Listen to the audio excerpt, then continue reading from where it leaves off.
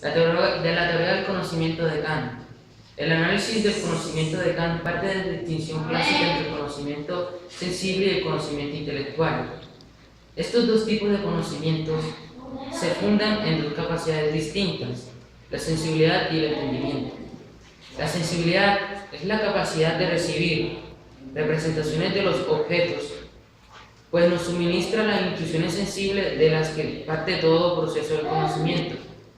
El entendimiento, por otro lado, es la capacidad de pensar los objetos y siempre debe partir de los contenidos. Mientras que la sensibilidad se muestra pasiva, el entendimiento, por el contrario, es activo.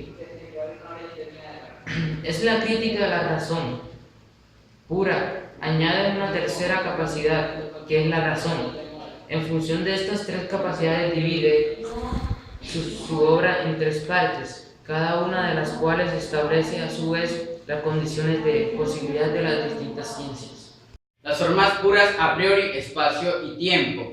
Sin estos dos elementos, el conocimiento sensible no fuera posible, pues se necesita de una materia proveniente del exterior y de unas formas puras a priori capaces de organizar estos conceptos y así constituir el fenómeno.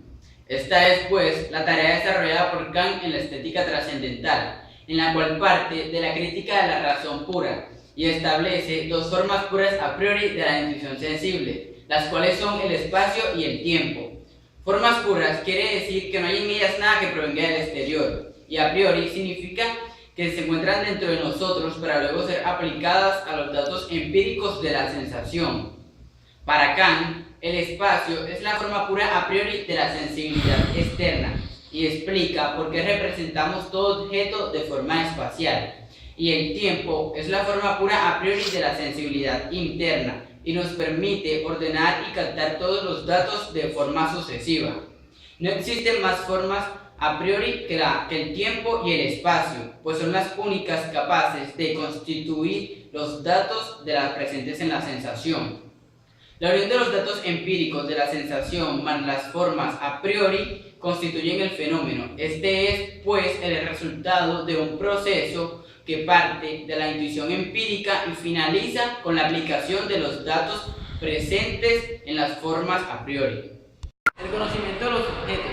No hay fenómenos fuera de los objetos, ni conocimientos que puedan ir más allá de los fenómenos.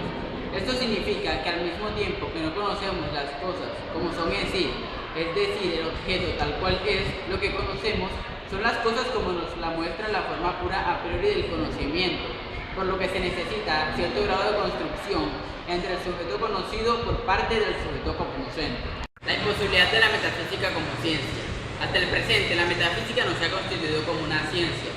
Según Kant, esto se debe al haber abandonado su relación con la experiencia, pues la metafísica se convirtió en un sistema deductivo, el cual no tenía ninguna regla, por lo que la metafísica seguía su discurso sin medir si lo que estaba diciendo era real o era simple especulación.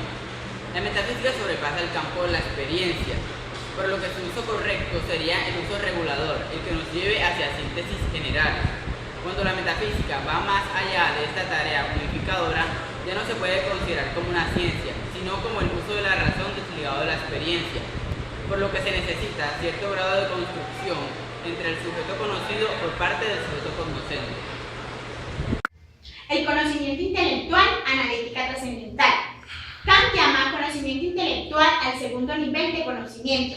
Su función es la apropiación de los objetos que no pueden sernos presentados por medio de los sentidos.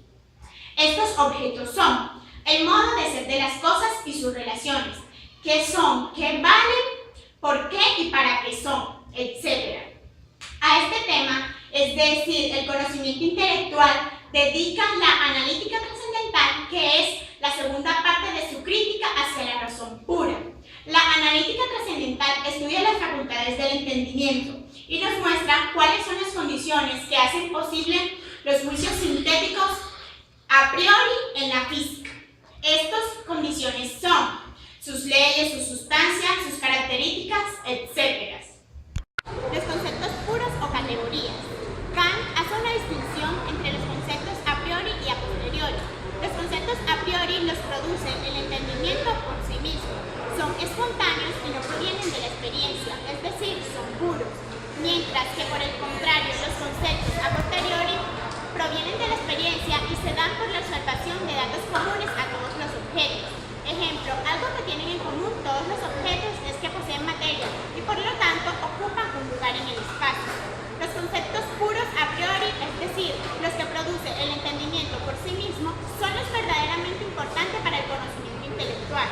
Los conceptos puros o categorías nos da la posibilidad de pensar el objeto y se caracteriza porque son condiciones a priori que imponen sus leyes a la naturaleza entendida como el conjunto de todos los fenómenos. E incluso, las leyes de la naturaleza se reducen a las leyes de nuestro entendimiento. Si desaparecen las leyes de nuestro entendimiento, se verán obligadas a desaparecer las leyes de la naturaleza. La posibilidad de la física como ciencia. Al igual que lo ha hecho la matemática, al analizar las formas a priori de la sensibilidad, aquí también plantearemos las condiciones de posibilidad de la física como ciencia de la naturaleza. Que la física sea una ciencia. Los juicios que se expresan deben ser a priori, es decir, juicios que digan cómo actuará algo antes de observar su comportamiento en la naturaleza. Se dice que ninguna de las fórmulas que emplea la física puede ser extraída por la realidad que nos muestran los sentidos, pues los datos proporcionados por los sentidos no nos muestran un conocimiento universal y necesario. En cambio, las categorías como conceptos puros le brindan una universalidad a la física, ya que no provienen de la experiencia, sino más bien del propio sujeto conocente. ¿Sí? El ámbito de la razón, dialéctica trascendental. El conocimiento intelectual no termina con el entendimiento. En otro nivel se encuentra la razón. Así como el entendimiento unificaba la pluralidad de los fenómenos, la razón unifica los conocimientos del entendimiento. En este caso, al igual que en la sensibilidad y el entendimiento, la tarea unificadora ha de llevarse a cabo sobre una determinada materia. Los objetos del entendimiento y los conceptos puros de la razón. Bueno, por medio de esto encontramos lo incondicionado, es decir, todo aquello que no está sometido a las condiciones del conocimiento. Pues lo incondicionado constituye la unidad suprema que pretende alcanzar la razón.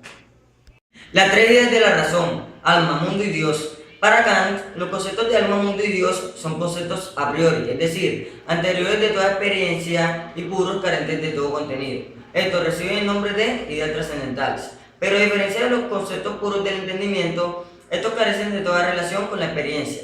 Asimismo, como el entendimiento se refiere al objeto, la razón se refiere a la totalidad mediante las tres únicas ideas trascendentales, las cuales son alma, mundo y Dios. Pues son ideas que no podemos tener de ellas ningún conocimiento, ya que las ideas escapan a nuestro conocimiento por no referirse a objetos de experiencia. Sin embargo, hablamos de ellas como si correspondiesen a objetos. Esto se debe a una tendencia innata que nos impulsa hacia lo incondicionado y hacia la superación de los límites impuestos por la sensibilidad y el entendimiento.